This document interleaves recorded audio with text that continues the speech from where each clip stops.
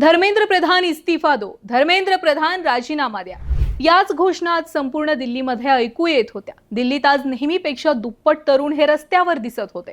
हातामध्ये झुरळांचे पोस्टर, काही पोस्टरवर धर्मेंद्र प्रधानांच्या राजीनाम्याची मागणी, तर काही पोस्टरवर सत्ताधाऱ्यांच्या भ्रष्टाचारी कारभाराविरोधात लिहिलेल्या घोषणा।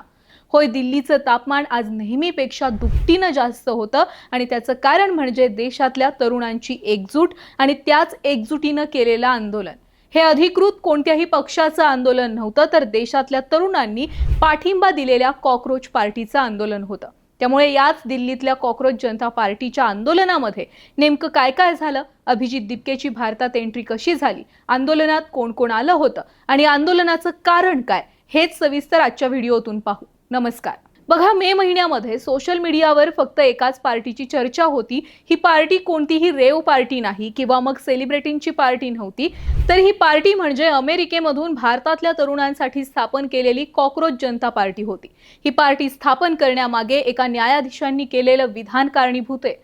देशातल्या तरुणांची तुलना झुरळांसोबत केल्यामुळे तरुण तापले। याच तापलेल्या तरुणांमध्ये एका तरुणानं म्हणजे अभिजित दिपकेनं अमेरिकेमध्ये सोशल मीडियावर कॉकरोच जनता पार्टी स्थापन केली। बघता बघता या पार्टीनं भाजपच्या सोशल मीडियाला सुद्धा मागं टाकलं आणि सर्वाधिक फॉलोअर्स असणारा पक्ष ठरला।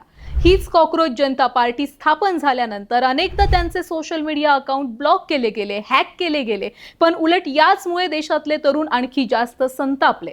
देशात तरुणांचा आवाज बंद करण्याचं काम सत्ताधारी करतायत, अशा भावना तरुणांमध्ये व्यक्त होऊ लागल्या। एका बाजूला हे सगळं सुरू असताना दुसरीकडे देशात नीट पेपर फुटीचं मोठं प्रकरण घडलं। हे प्रकरण इतकं तापलं की 5 विद्यार्थ्यांनी आत्महत्या केली। मात्र तरी सुद्धा देशातील शिक्षण मंत्री धर्मेंद्र प्रधान यांनी त्यांच्या पदाचा मान ठेवत आणि नैतिकता जपत राजीनामा दिला नाही आणि याचमुळे सुरुवात झाली कॉकरोच जनता पार्टीच्या ऑफिशियली पहिल्या आंदोलनाची। अमेरिकेतून अभिजित दिपके यांनी सुरुवातीला पक्षाचे 3 मुख्य प्रवक्ते घोषित केले, ज्यामध्ये एक शोध पत्रकार, एक लेखक आणि एक IITian अशा 3 तरुणांची प्रवक्तेपदी नियुक्ती केली। त्यानंतर दिपके याने एक ट्विट करत आणि व्हिडिओ करत मी लवकरच मायदेशात परत येणार असल्याचं सांगितलं आणि मायदेशात येण्यामागचं कारण दिलं ते म्हणजे पार्टीचं पहिलं आंदोलन। दिपकेने सांगितल्याप्रमाणे 6 जूनला सकाळी 10च्या सुमारास दिल्ली विमानतळावर तो आला सुद्धा। पहिल्यांदा भीती होती की त्याला अटक केली जाईल का, पण नंतर जंतर मंतरवरच्या त्याच्या शांततापूर्ण आंदोलनाला सकाळी परवानगी मिळाली आणि अभिजितने एका हातात बाबासाहेब आंबेडकरांचं पुस्तक घेऊन धर्मेंद्र प्रधानांच्या राजीनाम्यासाठी घोषणा करत एंट्री केली। यावेळी सगळ्यांचं लक्ष फक्त अभिजितच्या कृतीवर होतं। त्यानंतर तरुणांनी तुडुंब भरलेल्या जंतर मंतरवर अभिजित गेला। खरं तर जंतर मंतर हे फक्त एक मैदान नाहीये, तर लोकशाही मार्गाने आंदोलन करण्याचं आणि आपल्या मागण्यांसाठी लढण्याचं हे मैदान प्रतीक आहे। याच मैदानावर जिकडे पाहावं तिकडे फक्त तरुणांचीच गर्दी होती आणि एकच आवाज घुमत होता, धर्मेंद्र प्रधान राजीनामा द्या। खरं तर तरुणांची वाढत जाणारी गर्दी पाहून पोलिसांनी त्यांच्यावर वॉटर फायरिंग सुद्धा सुरू केलं, पण कुठलाच तरुण जागचा हल्ला नाही। या सगळ्यामध्ये मैदानावर एंट्री झाली ती अभिजित दिपकेची। ज्या अभिजितला आजवर केवळ सोशल मीडियावर पाहिलं होतं, त्याच अभिजितला प्रत्यक्ष समोर पाहून जंतर मंतरवरच्या तरुणांच्या अंगात पुन्हा भ्रष्ट सत्तेविरुद्ध लढण्याचं बळ आलं।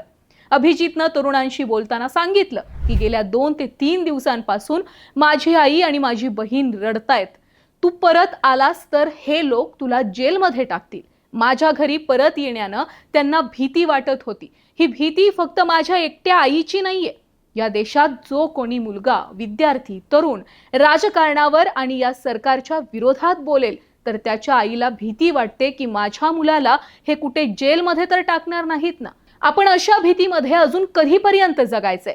एकदा यांना दाखवून द्या की यांच्या भीती दाखवण्याच्या राजकारणाला आपण आता अजिबात घाबरायचं नाहीये। त्यानंतर अभिजित दिपके यांनी घाबरणार नाही, धर्माचं राजकारण बंद करा, हिंदू मुस्लिमांचं राजकारण बंद करा, अशा घोषणा सुद्धा दिल्या। यासोबतच नीट पेपर फुटी प्रकरण आणि इतर परीक्षांमधील काळ्या बाजारा प्रकरणी धर्मेंद्र प्रधानांच्या राजीनाम्याची मागणी केली। आता या आंदोलनातलं आणखी एक वैशिष्ट्य म्हणजे या आंदोलनात फक्त तरुणच नाही, तर पालक सुद्धा सहभागी झालेले होते। बरं, सगळ्यात महत्त्वाचं म्हणजे भाजपचेच अनेक जुने कार्यकर्ते आणि पदाधिकारी हे सुद्धा या आंदोलनामध्ये सहभागी झालेले। याच भाजपच्या काही कार्यकर्त्यांनी माध्यमांमध्ये भाजपच्या कार्यपद्धतीवर ताशेरे ओढले. पुन्हा बाप जन्मात कधीच भाजपच्या कार्यकर्ता होणार नाही असं आंदोलनामध्ये सहभागी झालेल्या कार्यकर्त्यांनी म्हटलंय. थोडक्यात जंतर मंतरवरचं हे आंदोलन फक्त धर्मेंद्र प्रधानांच्या राजीनाम्यापुरतं मर्यादित नव्हतं, तर या आंदोलनात देशवासियांचा भाजपवर आणि त्यांच्या कार्यपद्धतीवर असलेला राग ठळकपणे दिसून आलाय. बरं, या आंदोलनामध्ये पर्यावरण प्रेमी सोनम वांगचुक हे सुद्धा सहभागी झालेले होते. बरं, या आंदोलनामध्ये सहभागी झालेल्या तरुणांनी एकच भावना व्यक्त केली की आमच्या हाताला रोजगार नाहीये आणि हा रोजगार उपलब्ध करून द्यायला सरकार कुठेतरी कमी पडतंय.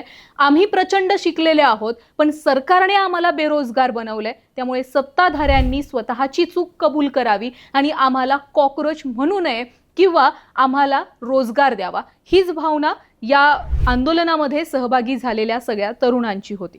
बाकी तुम्हाला काय वाटतंय? जंतर मंतरवरचं हे आंदोलन आणखी कधीपर्यंत चालेल आणि खरोखर या आंदोलनाला भाजप सरकार घाबरेल का?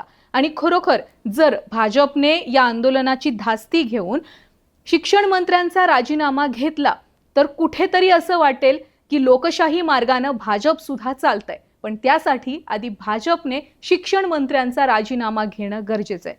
जर शिक्षण मंत्र्यांनी लवकर राजीनामा दिला नाही तर कदाचित हे सगळे तरुण जे जंतर मंतरवर जमलेले आहेत ते संसदेवर सुद्धा येऊ शकतात असं राजकीय तज्ज्ञ म्हणतात. त्यामुळे सत्ताधाऱ्यांनी कुठेतरी या तरुणांचं म्हणणं ऐकण्याची आज गरज आहे. बाकी तुम्हाला जंतर मंतरवरच्या या सगळ्या आंदोलनाबाबत काय वाटतंय आणि तुमचा जंतर मंतरवरच्या या कॉकरोच जनता पार्टीच्या आंदोलनाला सपोर्ट आहे का?